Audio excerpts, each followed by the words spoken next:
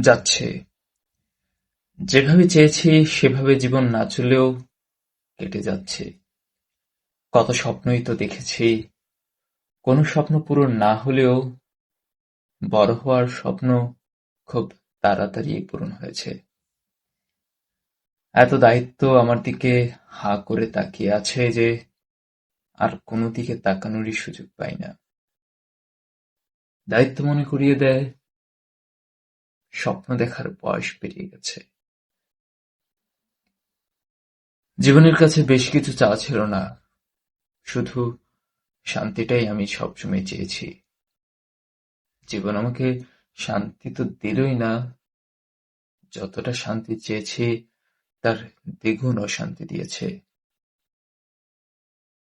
জীবনটা এমন হওয়ার কথা ছিল না। জীবনটা এমন হওয়ার কথা ছিল না।